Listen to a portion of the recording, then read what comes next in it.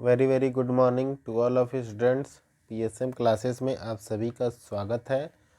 आज का लेक्चर हमारा है Kepler laws of planetary motion. Okay. Kepler या बोल सकते हैं कि जर्मन एस्ट्रोनॉमर जॉन केपलर, किसने? जॉन केपलर एक बहुत ही फेमस साइंटिस्ट थे। इन्होंने बहुत स्टडी के बाद 3 लॉज जो है प्लेनेटरी मोशन के दिए थे, जो बहुत फेमस है और बहुत ज़्यादा इम्पोर्टेंट है। चाहे वो 11th क्लास के सिलेबस की बात करते हो, हम 9th क्लास से स्टार्ट 9th क्लास के सिलेबस की बात करें, 10th के सिलेबस की बात करें, या 12th की बात कर रहे हैं, या बीएससी लेवल तक की बात कर रहे हैं, तो Kepler law of planetary motion most important topic है। ओके। इन्होंने 3 बेसिक लॉज जो थे वो इनके क्या थे? फर्स्ट लॉ था law of orbit. Okay. Law of orbit क्या बोलता है कि कोई भी प्लेनेट जो है वो किसी दूसरे प्लेनेट के अराउंड जो क्या कर रहा है, रिवॉल्यूशन कर रहा है, तो या मोशन कर रहा है, तो उस कंडीशन में जो उसका पाथ है वो कैसा होगा? एलिप्टिकल होगा। एलिप्टिकल पाथ उन्होंने बताया था, लेकिन इससे पहले केपलर के लॉ देने से पहले, इनके नियम बताने से पहले जो है, ये माना जाता था कि कोई भी प्लेनेट जो है वो सर्कुलर मोशन करता है किसी भी दूसरे सन के अराउंड। ओके। लेकिन जब केपलर ने ये लॉ दिया कि प्लेनेट जो है वो एलिप्टिकल ऑर्बिट करता है, तो आप देख सकते हैं कि यहाँ पे मैंने एक एलिप्टिकल पाथ बनाया है। और सन जो है, क्योंकि एलिप्स की बात कर रहे हैं, तो एलिप्स के 2 फोकस होते हैं, F1 और F2। ओके। जो सबसे लंबी, जो बोल सकते हो जो सबसे लंबा रेडियस होगा, उसको हम क्या बोल सकते हैं यहाँ पे? Semi major arc. और जो छोटा रेडियस होगा, अगर मान लेते हैं ये इसका सेंटर है O, तो यहाँ से जो छोटा रेडियस होगा वो क्या हो जाएगा? Semi minor arc. Law of orbit क्या बोलता है? Each planet moves in an elliptical orbit having the sun as one of the foci of the orbit. तो लॉ ऑफ ऑर्बिट बोलता है कि कोई भी प्लेनेट जो है वो एलिप्टिकल ऑर्बिट में मूव करता है, और जो सन होगा वो इस एलिप्स के किसी भी एक फोकस पे प्रेजेंट हो सकता है, F1 या F2 पे। ठीक है। तो ये कंडीशन पे डिपेंड करता है, लेकिन जो सन की पोजीशन होगी वो फिक्स है, किसी भी एक फोकस पे वो लाई करेगा। नेक्स्ट बढ़ते हैं। Second law, law of constant areal velocity. ये law of constant areal velocity ये भी थोड़ा सा जो है इम्पोर्टेंट है। इम्पोर्टेंट इसलिए है क्योंकि ये बोलता है कि जो प्लेनेट जो है, प्लेनेट क्या बोलता है कि इक्वल टाइम में इक्वल एरिया स्वीप करेगा। क्या बोल सकते हैं? इक्वल टाइम में it will sweep in equal time, it will sweep equal area। या जो आपको डायग्राम गिवन है इसके अकॉर्डिंग अगर हम इसकी नेमिंग कर दें OABCD। ओके। सेकेंड लॉ के according area of OCD, area of OCD equal होगा किसके? एरिया ऑफ OAB के। OAB के मीन्स ये जो एरिया आपको विजिबल है ये इक्वल होगा किसके? इस एरिया के। Law of constant areal velocity क्या बोलता है? The radius vector drawn from the sun to a planet. हमने क्या किया है? OA और OB रेडियस वेक्टर ड्रॉन किया है, और यहाँ पर OC और OD भी क्या है? रेडियस वेक्टर है।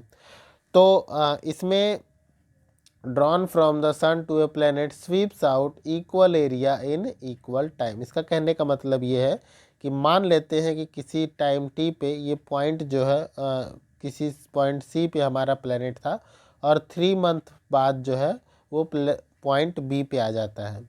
यहाँ पर भी सेम कंडीशन हम मान लेते हैं कि पॉइंट A पर हमारा प्लेनेट था और 3 मंथ में वो पॉइंट B पे आ जाता है। देखिए फ्रेंड्स, होता क्या है, या इस कंडीशन में जब हम सन से दूर हमारी अर्थ होती है, जब अर्थ सन से दूर होती है तो इसकी वेलोसिटी क्या होने लगती है? डिक्रीज होने लगती है। ओके। लेकिन जैसे जैसे सन के क्लोज़र जाती है इसकी वेलोसिटी क्या होने लगती है? इंक्रीज होने लगती है। तो सन के क्लोज़र अगर कोई प्लेनेट है तो उसकी वेलोसिटी क्या हो रही है, इंक्रीज हो रही है, लेकिन अगर उससे दूर जा रहा है तो उसकी वेलोसिटी क्या हो रही है, डिक्रीज हो रही है।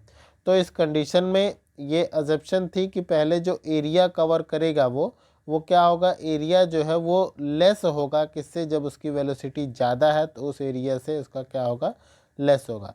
लेकिन केपलर ने ये बताया कि जो हमारा प्लेनेट है वो इक्वल टाइम इंटरवल में इक्वल एरिया स्वीप करेगा।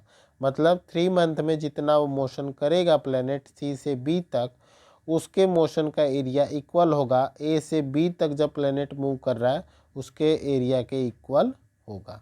ओके, ये था law of constant areal velocity. Next पे मूव करते हैं law of time period. So law of time period भी बहुत बहुत ज़्यादा इम्पोर्टेंट है। तो law of time period basically हमें क्या बोलता है कि टी स्क्वेयर डायरेक्टली प्रोपोर्शनल होता है किसके, ए क्यूब के। ओके, सो यहाँ पे लॉ ऑफ टाइम पीरियड क्या बोलता है, the square of the time period of revolution of any planet about the sun is proportional to the cube of semi major axis of the elliptical orbit. तो ये कह रहा है कि time का स्क्वायर, टाइम पीरियड का square, जब कोई प्लैनेट किसी भी सन के अराउंड, मान लेते हैं कि ये हमारा सन है और ये प्लैनेट है, ये सन है और ये प्लैनेट है। इस कंडीशन में अगर कोई प्लैनेट सन के अराउंड रिवॉल्व कर रहा है तो जो इसका टाइम पीरियड होगा, टाइम पीरियड ऑफ रिवॉल्यूशन, वो इक्वल होगा किसके, cube of semi major axis. तो हम ये फर्स्ट लॉ से ये पढ़ चुके हैं कि प्लैनेट जो है वो एलिप्टिकल पाथ में मूव करता है। तो प्लैनेट अगर एलिप्टिकल पाथ में मूव करता है इसका मतलब क्या होगा कि उसमें एक सेमी माइनर एक्सिस होगा और एक सेमी मेजर एक्सिस होगा। अगर सेमी माइनर एक्सिस की बात कर रहे हैं तो यहाँ पर बी जो है वो क्या है, सेमी माइनर एक्सिस, और ए जो है वो क्या है, सेमी मेजर एक्सिस। तो हमारा जो टी स्क्वायर है टाइम पीरियड वो इक्वल होता है, सॉरी प्रोपोर्शनल होता है किसके, ए क्यूब के।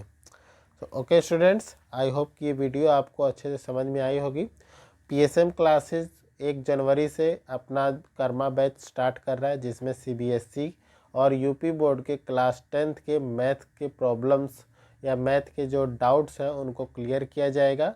और आप बोल सकते हो कि एज ए रिवीजन एक 60 डेज़ का जो है आपका रिवीजन पैकेज पूरा इस कर्मा वीडियो सीरीज़ या लेक्चर सीरीज़ में आपको मिलने वाला है। तो स्टूडेंट्स, आप सबसे जो है आप सबको बोलना चाहूँगा कि आप चैनल को सब्सक्राइब कर लें ताकि आपकी रिवीजन जो है वो अच्छे से हो जाए और बेटर से बेटर हो जाए। Okay, so happy new year to all of you, have a nice day, good bye, see you again.